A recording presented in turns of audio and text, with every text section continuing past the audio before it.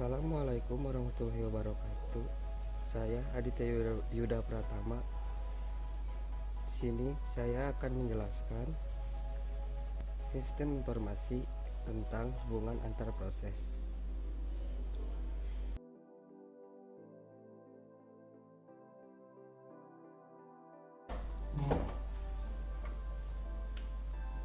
Hubungan antar proses. Sebelumnya kita telah ketahui seluk-beluk dari suatu proses, mulai dari pengertiannya, cara kerjanya, sampai operasi-operasinya itu, seperti proses pembentukan dan proses pemberhentian setelah selesai melakukan eksekusi. Kali ini kita akan mengulas bagaimana hubungan antar proses dapat berlangsung, misal bagaimana beberapa proses dapat saling berkomunikasi dan bekerjasama. Lanjut ke proses kooperatif. Proses yang bersifat simultan dijalankan pada sistem informasi dapat dibedakan menjadi yaitu proses independen dan proses kooperatif. Suatu proses yang dikatakan independen apabila proses tersebut tidak dapat terpengaruh atau dipengaruhi oleh proses lain yang sedang dijalankan pada sistem.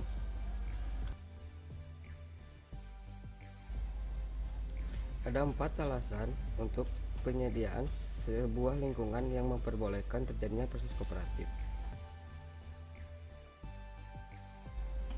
Yang pertama, pembagian informasi. Yang kedua, kecepatan perhitungan atau komputasi. Dan yang ketiga, modularitas. Yang terakhir dan keempat, kenyamanan. Lanjut ke komunikasi proses dalam sistem.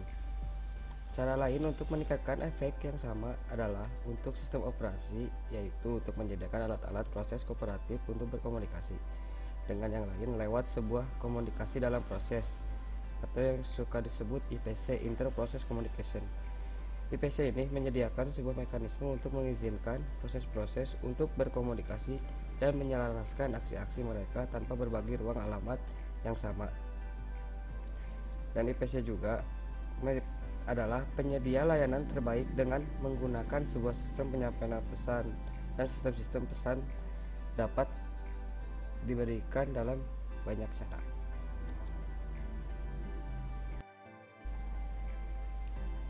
Sistem penyampaian pesan. Fungsi dari sebuah sistem pesan adalah untuk memperbolehkan komunikasi satu dengan yang lain tanpa perlu menggunakan pembagian data. Sebuah fasilitas IPC yang menyediakan paling sedikit 2 operasi, yaitu kirim pesan dan terima pesan. Berikut ini adalah beberapa metode untuk mengimplementasikan sebuah jaringan dan operasi pengiriman atau penerimaan secara logika. Yang pertama, komunikasi langsung. Proses-proses yang ingin dikomunikasikan harus memiliki sebuah cara untuk memilih satu dengan yang lain. Mereka dapat menggunakan komunikasi langsung atau tidak langsung. Setiap proses yang diinginkan berkomunikasi harus memiliki nama yang bersifat eksplisit, baik penerima atau pengirim. Dalam konteks ini, pengiriman dan penerima pesan secara primitif dapat dijabarkan sebagai send, mengirim sebuah pesan ke proses P, dan receive, menerima sebuah pesan dari proses Q. Sebuah jaringan komunikasi pada bahasan ini memiliki bersifat, yaitu sebuah jaringan yang didirikan secara otomatis di antara setiap pasang dari proses yang diinginkan. Yang kedua, sebuah proses adalah terdiri dari penggabungan 2 proses.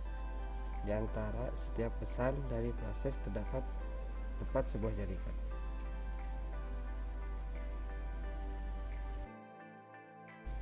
Komunikasi tidak langsung. Dengan komunikasi tidak langsung, pesan akan dikirimkan pada dan diterima melalui mailbox atau terminal-terminal. Sebuah mailbox dapat dilihat secara abstrak sebagai sebuah objek dalam setiap pesan yang dapat ditempatkan dari proses dari setiap pesan yang bias dipindahkan. 2 proses dapat saling berkomunikasi apabila kedua proses tersebut saling mailbox. Pengirim dan penerima dapat dijabarkan sebagai send, mengirim pesan ke mailbox A, receive, menerima pesan dari mailbox A. Dalam masalah ini, link komunikasi mempunyai sifat sebagai berikut. Pertama, sebuah link dibangun di antara sepasang proses di mana kedua proses tersebut membagi mailbox. Kedua, Sebuah link mungkin dapat berasosiasi dengan lebih dari dua proses. Yang ketiga, di antara setiap pasang proses komunikasi, mungkin terdapat link yang berbeda-beda, di mana setiap link berhubungan pada satu mailbox. Sinkronisasi. Komunikasi antara proses membutuhkan place by call untuk mengirim dan menerima data primitif. Terdapat rancangan yang berbeda-beda dalam implementasi setiap primitifnya. Pengiriman pesan mungkin dapat diblok atau tidak dapat diblok. Juga dikenal dengan nama sinkron atau asinkron.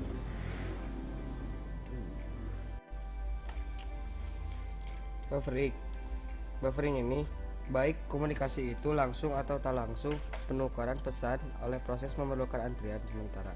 Pada dasarnya, terdapat 3 jalan di mana antrian tersebut diimplementasikan. Yang pertama, kapasitas 0. Kapasitas 0, antrian yang mempunyai panjang maksimum 0, maka link tidak dapat mempunyai penungguan pesan atau message waiting. Dalam kasus ini, pengirim harus memblok sampai penerima pesan. Yang kedua, kapasitas terbatas. Antrian ini mempunyai panjang yang telah ditentukan. Paling banyak pesan dapat dimasukkan. Jika antrian tidak penuh ketika pesan dikirimkan, pesan yang baru akan menimpa dan pengirim dapat melanjutkan eksekusi tanpa menunggu. Yang ketiga, kapasitas tak terbatas. Kapasitas tak terbatas, antrian yang mempunyai panjang yang tak terhingga, maka semua pesan dapat menunggu di sini. Pengirim tidak akan pernah diblok. Contoh produser konsumen. Sekarang kita mempunyai solusi problem produser konsumen yang menggunakan penyampaian pesan. Produser dan konsumer akan berkomunikasi secara tidak langsung menggunakan mailbox yang dibagi buffer menggunakan Java Until. Sehingga buffer mempunyai kapasitas terhingga dan send dan read method adalah non-blocking. Ketika produser memproduksi suatu item tersebut diletakkan ke mailbox melalui send. Konsumer menerima item dari mailbox menggunakan receive. Karena receive non-blocking, konsumer harus mengevaluasi nilai dari objek yang direturn dari receive. Jika nol, mailbox akan kosong. Dan ini contoh program produsen konsumer yang alternatif. Ketika memiliki dua faktor di sini, yaitu produser dan konsumer. Produser adalah thread yang menghasilkan waktu, kemudian menyimpannya ke dalam antrian pesan. Produser juga mencetak waktu tersebut di layar. Konsumer adalah thread yang akan mengakses antrian pesan untuk mendapatkan waktu itu dan tak lupa mencetaknya di layar. Kita menginginkan supaya konsumer itu mendapatkan waktu sesuatu dengan urutan sebagaimana produsen menyimpan waktu tersebut. Kita akan menghadapi salah satu dari dua kemungkinan situasi yang di bawah ini. Bila P1 lebih cepat dari C1, kita akan memperoleh output sebagai berikut.